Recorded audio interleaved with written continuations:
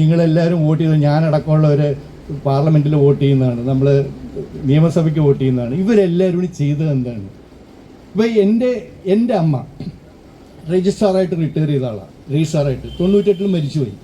അമ്മ 98 മരിക്കുന്നതിന് മുമ്പ് എനിക്ക് വേറൊരു വീടും കൂടി ഉണ്ട്, എൻ്റെ വൈഫിൻ്റെ ഒരു വീടും കൂടി ഉണ്ടായിരുന്നു. ആ വീട് വാടകയ്ക്ക് കൊടുത്തപ്പോൾ എനിക്ക് തന്ന ഒരു ആദ്യത്തെ അഡ്വൈസ് എന്ന് വെച്ചിട്ടുണ്ടെങ്കിൽ, നിങ്ങൾ കഴിയുന്നതും ഇസ്ലാമിസ്റ്റുകളായിട്ടുള്ള ആളുകൾക്ക് വാടകയ്ക്ക് കൊടുക്കരുത്. അപ്പോൾ ഞാൻ ചോദിച്ചത് എന്താണ്? ഒരു നിയമം ഉണ്ടാക്കി വെച്ചിട്ടുണ്ട്, അവർക്ക് വേണമെങ്കിൽ ആ വസ്തുവിൻ്റെ മുകളിൽ നിങ്ങൾക്ക് ക്ലെയിം നടത്താനുള്ള അവകാശമുണ്ട്. എനിക്ക് അന്ന് അത് മനസ്സിലായില്ല എന്താണെന്നുള്ളത്. സത്യം പറഞ്ഞാൽ ഈ പറയുന്ന 2014 മോഡിജി ഗവൺമെൻറ് വന്നതിന് ശേഷമാണ് ഇതിനെക്കുറിച്ചൊക്കെ നമ്മൾ സത്യമായിട്ട് കാര്യങ്ങൾ അറിയുന്നത് ഇപ്പോഴാണ്. ഈ ഗവൺമെൻറ് വന്നില്ലായിരുന്നെങ്കിൽ 2013 ശേഷം വരുന്ന പിന്നത്തെ ഗവൺമെൻറ് എന്തൊക്കെയോ ചെയ്തു വെച്ചേനെ, നമ്മൾ ഇവിടുന്ന് ആട്ടി ഓടിക്കപ്പെട്ടേനെ, ഒരു സംശയം വേണ്ട. ഇത്രയും ദിവസവും ഒരു സഹന സമരം ലോകശ്രദ്ധ ആകർഷിച്ച ഒരു സമരം എന്ന് തന്നെ പറയാം. കാരണം ഇന്നലത്തെ ഒരു ദിവസം ലോകം മുഴുവൻ ചർച്ച ചെയ്യപ്പെട്ടത് മുനമ്പം നിവാസികളെ കുറിച്ചാണ്. നമ്മുടെ ജനാധിപത്യത്തിന്റെ ശ്രീകോവിലായ ഇന്ത്യൻ പാർലമെന്റിനകത്ത് പോലും നിങ്ങളെ ഓരോരുത്തരെയും മുഖം നോക്കി അഭിപ്രായം പറഞ്ഞ ആളുകളാണ് അവിടെയുള്ളത്. നിങ്ങൾക്ക് വേണ്ടി സംസാരിച്ചവരുമുണ്ട്, നിങ്ങളെ ഉൾക്കൊള്ളാത്ത ആളുകളും അവിടെ ഉണ്ടായിരുന്നു എന്നുള്ളത് ഇനി നമുക്ക് രേഖപ്പെടുത്തി കഴിഞ്ഞ കാര്യങ്ങളാണ്, പറയാതിരിക്കാൻ പറ്റില്ല. എന്തായാലും ഭാരത മണ്ണിനെ ഒരു മതരാഷ്ട്രമാക്കാൻ ഒരു വിഭാഗം ശ്രമിച്ചത് സ്വാതന്ത്ര്യ സമരകാലം മുതൽ നമ്മളെയെല്ലാം മുന്നോട്ട് നയിച്ച് നമ്മളെയെല്ലാം വഞ്ചിച്ച ഒരു പ്രസ്ഥാനത്തിന്റെ ഭാഗമായിരുന്നു ഇന്നലെ നമ്മുടെ ലോകസഭയിൽ തിരുത്തപ്പെട്ടത്. ചരിത്രം തിരുത്തിയ ഒരു നിമിഷമായിരുന്നു. നമ്മളറിയാതെ തന്നെ നമ്മൾ ഇതിനകത്ത് പെട്ടുപോയി. അപ്പൊ നിങ്ങളെ സംബന്ധിച്ച് കൂടുതലൂടെ പറയേണ്ടതില്ല, ലോകം മുഴുവൻ ചർച്ച ചെയ്യപ്പെട്ടു കഴിഞ്ഞു. അപ്പൊ ഇത് എങ്ങനെ പെട്ടു? ഈ പെടുത്തിയ ആളുകളൊക്കെ ഇപ്പോഴും അതാണ് ശരിയെന്ന് പറഞ്ഞു നിൽക്കുന്ന അവസ്ഥയുള്ളത്. നമുക്ക് രാഷ്ട്രീയമല്ല ഇവിടുത്തെ വിഷയം, നമ്മുടെ നിലനിൽപ്പിന്റെ പ്രശ്നമായിരുന്നു. ഇത് നമ്മളെ ഒരു അധിനിവേശക്കാരായി കണ്ടുകൊണ്ട് ഇവിടെ നിന്ന് ഓടിക്കാൻ വേണ്ടി, ഇതിവിടെ മുനമ്പത്ത് മാത്രമല്ല നാടിന്റെ വിവിധ ഭാഗങ്ങളിൽ, ഭാരതത്തിന്റെ വിവിധ ഭാഗങ്ങളിൽ ഇത്തരത്തിലുള്ള അധിനിവേശം നടത്തുന്ന ആളുകൾ നേരെ ഉൾട്ടയായിട്ട് നമ്മളാണ് അധിനിവേശം നടത്തിയതെന്നും അവര് ഇതിന്റെ യഥാർത്ഥ ഉടമകളാണ് എന്ന് പറഞ്ഞുകൊണ്ടുള്ള ഒരു വിചിത്രമായ ഒരു നികൃഷ്ട നിയമം കൊണ്ട് നമ്മളെല്ലാം ഈ മണ്ണിൽ നിന്ന് ആട്ടി ഓടിക്കപ്പെടുന്ന ഒരു അവസ്ഥയാണ് ഉണ്ടായിരുന്നത്. എന്തായാലും ഇന്നലെ അർദ്ധരാത്രിയോടുകൂടി നമുക്ക് സന്തോഷിക്കാവുന്ന ഒരു അവസരം ഇന്ത്യൻ പ്രധാനമന്ത്രിയും അദ്ദേഹത്തിന്റെ സഹപ്രവർത്തകരും കൂടി നമുക്ക് സൃഷ്ടിച്ചു തന്നിട്ടുണ്ട്. നമ്മളെല്ലാം അതിൽ നന്ദിയും കടപ്പാടും ഉള്ളവരാണ്. ആ അവസരത്തിൽ നിങ്ങൾക്കുണ്ടായ സന്തോഷം ഇന്നലെ രാത്രി വൈകിയും ഞങ്ങൾ ഇതുപോലുള്ള മാധ്യമങ്ങളിലൂടെ നേരിട്ട് ദർശിക്കുകയുണ്ടായി. നിങ്ങളിലുണ്ടായ സന്തോഷം ഞങ്ങൾ ആ നിമിഷം തന്നെ നമ്മൾ നേരിട്ട് അറിയുകയാണ്. ആ സന്തോഷത്തിൽ നിങ്ങളോടൊപ്പം ഒന്ന് പങ്കുചേരാനാണ് ഞങ്ങൾ ഇന്നിവിടെ വന്നിട്ടുള്ളത്. നിരാഹാരം ഇരിക്കുന്നുകൊണ്ട് ഞങ്ങൾ നിങ്ങൾക്കൊരു മധുരം കരുതിയിട്ടുണ്ട്, അത് ഞങ്ങളുടെ അച്ഛനെ ഏൽപ്പിച്ചിട്ടുണ്ട്. നിങ്ങളുടെ നിരാഹാരം അവസാനിക്കുന്ന മുറയ്ക്ക് നാഷണൽ ഹിന്ദു ലീഗിന്റെ സന്തോഷം നിങ്ങൾ അതിലൂടെ പങ്കിടണം എന്ന് മാത്രം അഭ്യർത്ഥിച്ചുകൊണ്ട് ഇനിയുള്ള എല്ലാ വിഷയങ്ങളും നമുക്ക് സമാധാനപരമായി തന്നെ ഇതേപോലെ ഇത്രയും ഒരു സഹന സമരം എന്ന് പറഞ്ഞത് അതുകൊണ്ടാണ്. അല്ലെങ്കിൽ ഇതിനകത്ത് നമ്മളൊരു വിപ്ലവമോ നാലാളെ പിടിച്ച് അടിക്കലോ അല്ലെങ്കിൽ കയ്യേറാൻ വന്നവരെ കുത്തിരി പിടിക്കുകയോ ഒന്നും ചെയ്യാതെ ഇതേപോലെ മറ്റൊരു സമരം ഇന്നിപ്പോൾ സെക്രട്ടേറിയറ്റിന് മുമ്പിൽ നടക്കുന്നുണ്ട്, അറിയാലോ, ആശാവർക്കർമാരുടെ. ഇത്തരം സമരങ്ങൾക്ക് തീർച്ചയായും വിശിഷ്യ സ്ത്രീകൾ മുൻപന്തിയിൽ നിൽക്കുന്ന സമരങ്ങളെല്ലാം വിജയിച്ച ചരിത്രമാണ് ലോകത്ത് നമുക്ക് ചൂണ്ടിക്കാണിക്കാനുള്ളത്. അപ്പൊ അതുകൊണ്ട് ഈ സമരവും നിങ്ങളാണ്, ചേച്ചിമാരും സഹോദരിമാരുമാണ് വിശിഷ്യ ഇതിന്റെ സിജി മുൻപന്തിയിൽ നിന്നുകൊണ്ട് നടത്തുന്ന, അല്ലെങ്കിൽ ബെന്നി മുൻപന്തിയിൽ നിന്ന് നടത്തുന്ന ഈ സമരം വിജയം കണ്ടതിൽ നിങ്ങൾ എല്ലാവരെയും പോലും തന്നെ ഭാരതത്തിലെ മുഴുവൻ ജനങ്ങളും ഈ കാര്യത്തിൽ സന്തോഷവാന്മാരാണ്. ഇന്നലെ നമ്മൾ കണ്ടു, ഈ ലോകസഭയിൽ ചർച്ച നടക്കുമ്പോൾ ഈ വഖഫിന്റെ തിട്ടൂരത്തിൽ ദുരനുഭവം ഉണ്ടായ ഇസ്ലാമിക സഹോദരന്മാർ പോലും ലോകസഭയ്ക്ക് പിന്തുണ നൽകിക്കൊണ്ട് അതിന്റെ പഠിക്കൽ അഭിവാദ്യം അർപ്പിച്ച് നിൽക്കുന്നത് നമ്മൾ കണ്ടതാണ്. അപ്പോൾ ജാതിമത ഭേദമന്യേ എല്ലാവരും ഇഷ്ടപ്പെടുന്ന ഒരു നിയമം ഇന്ന് നടപ്പായിരിക്കുന്നു.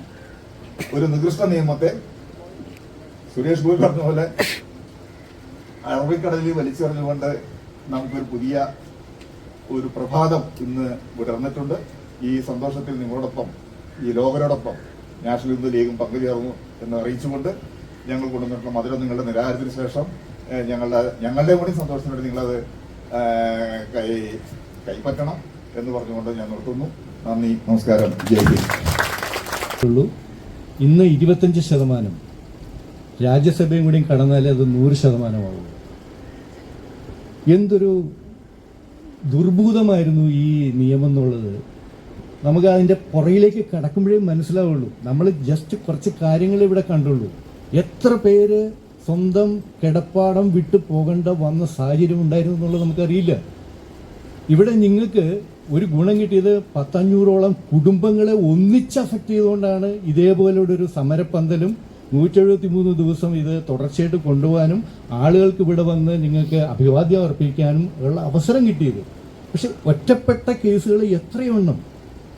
ഒരു നിയമം ഉണ്ടാക്കി വെച്ചേക്ക, ജനാധിപത്യ രാജ്യത്ത് ഉണ്ടാക്കി വെച്ച നിയമമാണ്. ഒരാള് ഒരു പർട്ടിക്കുലർ വിധത്തിൽപ്പെടുന്ന സമുദായത്തിൽപ്പെടുന്ന ഒരാളെ നിങ്ങൾ വാടകയ്ക്ക് വീട് കൊടുത്തിട്ടുണ്ടെങ്കിൽ നാളെ അദ്ദേഹത്തിന് ഇത് ഞാൻ വഖഫ് ചെയ്തു എന്ന് പറഞ്ഞു കഴിഞ്ഞാൽ ഞാൻ അവിടെ നിന്ന് ഒഴിഞ്ഞു പോകണം. എന്തൊരു നിയമമാണ് ഉണ്ടാക്കി വെച്ചിരിക്കുന്നത്. ഇത് ജനാധിപത്യ രാജ്യത്ത് നടക്കുന്ന ഒരു കാര്യമാണ്. ഇത് ഉണ്ടാക്കി വെച്ചത് ആരാണ്? കോൺഗ്രസ് ഗവൺമെന്റുകളാണ് ഉണ്ടാക്കി വെച്ചത്. 94 ഉണ്ടാക്കി വെച്ച നിയമമാണിത്. വഖഫ് ബൈ യൂസർ, അതായത് വഖഫ് ചെയ്യാൻ ഒരാള് ഒരു വീട് ഉപയോഗിച്ചിട്ടുണ്ടെങ്കിൽ, ഒരു കെട്ടിടം ഉപയോഗിച്ചിട്ടുണ്ടെങ്കിൽ അത് ഞാൻ വഖഫ് ചെയ്തു എന്ന് പറഞ്ഞാൽ അതിന്റെ കാരണം നമ്മൾ വാടകയ്ക്ക് കൊടുക്കുമ്പോൾ വീടിന്റെ സർവേ നമ്പർ ഉണ്ടാവും, വീട്ടു നമ്പർ ഉണ്ടാവും, കോർപ്പറേഷൻ നമ്പർ ഉണ്ടാവും, അഡ്രസ്സ് ഉണ്ടാവും. ഇതെല്ലാം ചേർത്തിട്ടാണ് വഖഫ് ചെയ്തു എന്ന് അങ്ങ് ഡിക്ലെയർ ചെയ്യുക. 2000 അത് അന്ന് 94 വഖഫ് ബൈ യൂസർ എന്ന് ചെയ്തു. ഈ 2013 വന്നപ്പോൾ വേറൊരു കാര്യം ചെയ്തു വെച്ചു. അതിന് 40A എന്നും പറഞ്ഞൊരു ക്ലോസ് കൂടി അതിനകത്ത് കൊണ്ടുവന്ന് വെച്ചു. എന്താണത്? നിങ്ങളെ 6 മാസത്തിനുള്ളിൽ വഖഫ് ബോർഡ് നോട്ടീസ് തന്നിട്ട് പിരിഞ്ഞു പോയില്ലെങ്കിൽ നിങ്ങളെ ക്രിമിനൽ നടപടി പ്രകാരം പിടിച്ച് അകത്തിടാനുള്ള വകുപ്പ് കൂടി ഉണ്ടാക്കി വെച്ചു 2013. എന്തൊരു അക്രമമാണ് ഇത് എഴുതി ഉണ്ടാക്കിയ സമയത്ത് അവിടെ ആരും ചർച്ച ചെയ്തില്ലേ? 2013 ഒരു ഗവൺമെന്റ് ഇവിടെ ഉണ്ടായിരുന്നില്ലേ? കൊണ്ടുവന്ന സമയത്ത് എന്തുകൊണ്ട് ഇതിനെക്കുറിച്ച് ചർച്ച നടന്നില്ല? ഞാൻ ഇനി ആർക്കെങ്കിലും ഇതിന്റെ ഏറ്റവും വലിയ തമാശ എന്ന് വെച്ചിട്ടുണ്ടെങ്കിൽ മുസ്ലിം സഹോദരങ്ങൾക്ക് തന്നെ ഇതുണ്ടാക്കി വെച്ച അവർക്ക് വേണ്ടിയാണല്ലോ. മുസ്ലിം സഹോദരങ്ങൾക്ക് തന്നെ ഒന്നിൽ കൂടുതൽ ഭാര്യമാരുള്ള സാഹചര്യം വരികയാണെങ്കിൽ, ഒന്നിൽ കൂടുതൽ ഭാര്യമാരുണ്ട്, അവർക്ക് 4-5 മക്കളുണ്ട്, ഈ ഭാര്യമാരും മക്കളും തമ്മിൽ തെല്ലുകയാണെങ്കിൽ ഇവരുടെ സമ്മതം ഒന്നും ഇല്ലാണ്ട് തന്നെ ഈ ഉടമസ്ഥന്, അതായത് ആ കാരണവർക്ക് വേണമെങ്കിൽ ഈ ഭൂമി വഖഫ് ചെയ്യാം. ഇവരാരെടുത്തും ചോദിക്കണ്ട, അവർക്ക് വേണമെങ്കിൽ വഖഫ് ചെയ്ത് കൊടുത്തു കഴിഞ്ഞാൽ ഈ പറയുന്ന ഭാര്യയും മക്കളും എല്ലാം വഴിയാധാരമായി. അപ്പൊ അത് എത്രമാത്രം ദുരിതപരമായിട്ടുള്ള സാഹചര്യമാണ് മുസ്ലിം സഹോദരങ്ങൾക്ക് ഉണ്ടായിരുന്നുള്ളത് അവർ റിയലൈസ് ചെയ്യുന്നുണ്ട് ഇപ്പോ. അപ്പൊ ഇതേപോലുള്ള ഇപ്പൊ നമുക്ക് ഞാനിവിടെ നമ്മുടെ സ്ഥലത്തിന്റെ പേരെന്താണ്, തിരുപ്പതിയിൽ അമ്പലത്തിൽ പോയിട്ടുണ്ട്. അവിടെ പോകുമ്പോൾ നമ്മളവിടെ ഹുണ്ടികയുണ്ട്. ഹുണ്ടികയ്ക്കകത്ത് വലിയ റെക്കോർഡ്സ്, അതായത് നമ്മുടെ ഈ പറയുന്ന ഇതൊക്കെ സ്ഥലത്തിന്റെ ആധാരമൊക്കെ കൊണ്ട് ഡെപ്പോസിറ്റ് ചെയ്യുന്ന ഒരു സ്ഥലമുണ്ട്. അവിടെ നമുക്ക് വേണമെങ്കിൽ കൊണ്ടുപോയിടാം. നമ്മുടെ വീട്ടുകാർക്ക് നമ്മുടെ സ്ഥലമൊക്കെ ഉണ്ടെങ്കിൽ നമുക്ക് അവിടെ കൊണ്ടുപോയിടുക. ഈ കൊണ്ടുപോയിടുന്ന സ്ഥലങ്ങളുടെ സർവേ നമ്പറും കാര്യങ്ങളും കണ്ടുപിടിച്ച് അത് എന്താണെന്ന് ഐഡന്റിഫൈ ചെയ്ത് അത് ദേവസ്വത്തിലാക്കാൻ അവിടെ ഒരു IAS-കാരന്റെ നേതൃത്വത്തിൽ ഒരു വലിയ റവന്യൂ ഡിപ്പാർട്ട്മെന്റ് തന്നെയുണ്ട്. ഇവിടെ ഇതൊന്നുമില്ല. ആ ഒരാൾ പറഞ്ഞു കഴിഞ്ഞാൽ അവിടെ നിന്ന് നമ്മൾ ഒഴിഞ്ഞു വെക്കണം. ഇതിന് കണക്കില്ല. ഈ കണക്കിൽപ്പെടാത്ത സാധനങ്ങൾ എന്തൊക്കെയോ ചെയ്യണമെന്നുള്ളത് ഇതിനെ ഈ വഖഫ് ബോർഡിനെ നിലനിർത്തുന്നത് തന്നെ നമ്മുടെ പൈസ കൊണ്ടാണ്, നമ്മൾ കൊടുക്കുന്ന ടാക്സ് കൊണ്ടാണ് ഇതെല്ലാം നടക്കുന്നത്. എന്തൊരു അക്രമമാണ് നടക്കുന്നത് ആലോചിക്കുക. ഒരു ജനവിഭാഗത്തിനെ പ്രൊട്ടക്ട് ചെയ്യാൻ വേണ്ടി ബഹുഭൂരിപക്ഷം വരുന്ന സമാധാനപ്രിയായ മനുഷ്യരെ ഇവിടെ നിന്ന് ആട്ടി ഓടിക്കാനുള്ള ശ്രമം. എന്തായാലും അതിന് എല്ലാത്തിനും ഒരു തീരുമാനം ഇന്നലത്തോടുകൂടി ഉണ്ടായി എന്നറിഞ്ഞതില്ലേ. നമുക്കറിയാം, നിങ്ങളെല്ലാവരും വോട്ട് ചെയ്ത്, ഞാനടക്കമുള്ളവർ പാർലമെന്റിൽ വോട്ട് ചെയ്യുന്നതാണ്, നമ്മൾ നിയമസഭയ്ക്ക് വോട്ട് ചെയ്യുന്നതാണ്. ഇവരെല്ലാവരും കൂടി ചെയ്തത് എന്താണ്? ഇപ്പോൾ എൻ്റെ അമ്മ രജിസ്ട്രാറായിട്ട് റിട്ടയർ ചെയ്ത ആളാണ്. രജിസ്ട്രാറായിട്ട് 98 മരിച്ചുപോയി. അമ്മ 98 മരിക്കുന്നതിന് മുമ്പ് എനിക്ക് വേറൊരു വീടും കൂടി ഉണ്ട്. എൻ്റെ വൈഫിൻ്റെ ഒരു വീടും കൂടി ഉണ്ടായിരുന്നു. ആ വീട് വാടകയ്ക്ക് കൊടുത്തപ്പോൾ എനിക്ക് തന്ന ഒരു ആദ്യത്തെ അഡ്വൈസ് എന്ന് വെച്ചിട്ടുണ്ടെങ്കിൽ, നിങ്ങൾ കഴിയുന്നതും ഇസ്ലാമിസ്റ്റുകളായിട്ടുള്ള ആളുകൾക്ക് വാടകയ്ക്ക് കൊടുക്കരുത്. അപ്പോൾ ഞാൻ ചോദിച്ചത് എന്താണ്? ഒരു നിയമം ഉണ്ടാക്കി വെച്ചിട്ടുണ്ട്, അവർക്ക് വേണമെങ്കിൽ ആ വസ്തുവിൻ്റെ മുകളിൽ നിങ്ങൾക്ക് ക്ലെയിം നടത്താനുള്ള അവകാശമുണ്ട്. എനിക്ക് അന്ന് അത് മനസ്സിലായില്ല എന്താണെന്നുള്ളത്. സത്യം പറഞ്ഞാൽ ഈ പറയുന്ന 2014 മോഡിജി ഗവൺമെന്റ് വന്നതിന് ശേഷമാണ് ഇതിനെക്കുറിച്ചൊക്കെ നമ്മൾ സത്യമായിട്ട് കാര്യങ്ങൾ അറിയുന്നത് ഇപ്പോഴാണ്.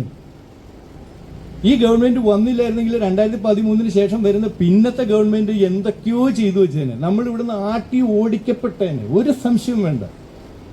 ഏതായാലും അതിനെല്ലാത്തിനും ഇന്നലത്തോടുകൂടി അവസാനമായി എന്ന് ഞങ്ങളെല്ലാം വിശ്വസിക്കുന്നു. നിങ്ങളെപ്പോലെ തന്നെ ഇന്നത്തെ കടമ കൂടി കഴിഞ്ഞാൽ അത് കംപ്ലീറ്റ് നിയമമാവുള്ളൂ. നിയമമാവണമെങ്കിൽ പ്രസിഡന്റ് ഒപ്പിടുന്നതോടുകൂടി നിങ്ങളുടെ വിഷയങ്ങൾ എല്ലാം അതോടുകൂടി അവസാനിക്കുമെന്ന് പ്രതീക്ഷിക്കുന്നു. അതുപോലെ തന്നെ ഈ നിങ്ങളുടെ ഇതിൻ്റെ മുമ്പിൽ വന്നിട്ട് ഈ മുനമ്പം വിഷയം വേറെയാണ്. ഞാൻ ഇന്നലെ രാവിലെ 10:30 മുതൽ രാത്രി 1 മണി വരെ, ഞാൻ രാത്രി 1 മണിക്ക് ഇവിടെ വരാൻ റെഡി ആയതാണ്. എനിക്കൊരു കൂട്ട് കിട്ടാത്തതുകൊണ്ട് നന്ദേട്ടന് ഉറക്കം താങ്ങാൻ പറ്റില്ല, അങ്ങനെ കുറച്ച് ആരോഗ്യ പ്രശ്നമൊക്കെ ഉണ്ട്, ഉറക്കം വിടാൻ പറ്റില്ല. ഇല്ലെങ്കിൽ ഞാൻ വന്നേനെ, ഞാൻ 1 മണിയാകുമ്പോൾ വരാൻ റെഡി. എൻ്റെ കൂടെ ഒരാളുണ്ടായിരുന്നെങ്കിൽ ഞാൻ വന്നേനെ. അത്രയ്ക്ക് സന്തോഷമായിരുന്നു. കാരണം വെച്ചിട്ടുണ്ടെങ്കിൽ എന്താണ് സംഭവിക്കണത്, ഒരു കിടപ്പാടം വിട്ടു പോകേണ്ട അവസ്ഥ വരിക എന്ന് വെച്ചിട്ടുണ്ടെങ്കിൽ അത് നിങ്ങളുടേതായ ഒരു തെറ്റിനല്ല, നിങ്ങൾ ചെയ്ത തെറ്റല്ല. ആ അവസ്ഥ എനിക്ക് മനസ്സിലാവും പെട്ടെന്ന്. അപ്പം നിങ്ങൾ ഈ പറയുന്ന ഗ്രൂപ്പായിട്ട് നിന്നതുകൊണ്ട് മാത്രമാണ് ഇതിനൊരു വലിയ വിജയവും നമുക്കെല്ലാം ഇവിടെ വരാനും ഇതിന് സന്തോഷത്തിൽ പങ്കെടുക്കാനും സാധിച്ചത്. എല്ലാവർക്കും ഒരിക്കൽ കൂടി അഭിവാദ്യങ്ങൾ അർപ്പിക്കുന്നു. നിങ്ങളുടെ സഹന സമരത്തിന്റെ മുമ്പിൽ ഞാൻ കുമ്പിടുന്നു. കാരണം ഇത് അത്ര പ്രായോഗികമായിട്ടുള്ള ഒരു കാര്യമല്ല. നിങ്ങൾ ചെയ്ത് വൻ വിജയം. ലോകസഭയിൽ മുനമ്പം മാത്രമാണ് ചർച്ച ചെയ്തത്. അറിയോ, ഏതാൾ വന്നാലും പറയുന്നത് മുനമ്പത്തിന്റെ പേരാണ്. അത് എന്താ പറയുക, ഇടതുപക്ഷക്കാരായാലും വലതുപക്ഷക്കാരായാലും മുനമ്പത്തിന്റെ വിഷയമാണ് അവിടെ ഏറ്റവും കൂടുതൽ ലോകം മുഴുവൻ ചർച്ച ചെയ്തത്. അതിൽ തന്നെ നിങ്ങളുടെ ഈ പ്രദേശത്തിന്റെ പ്രത്യേകത എന്താണെന്നുള്ളത് മനസ്സിലായല്ലോ. എല്ലാവർക്കും ഒരിക്കൽ കൂടി അഭിവാദ്യവും എൻ്റെ ഈ പറഞ്ഞ സന്തോഷവും എല്ലാം പങ്കിടുന്നു. നമ്മൾ ഈ പറഞ്ഞ ഒരു മധുരം കൊണ്ടുവരാനാണ് വന്നത്. വൈകിട്ട് 4 മണിക്ക് ഇത് അവസാനിക്കുമ്പോൾ അത് വിതരണം ചെയ്യാമെന്നാണ് ബഹുമാനപ്പെട്ട ഫാദർ അറിയിച്ചിരിക്കുന്നത്. എല്ലാവർക്കും ഒരിക്കൽ കൂടി നന്ദി അറിയിക്കുന്നു. നന്ദി, നമസ്കാരം.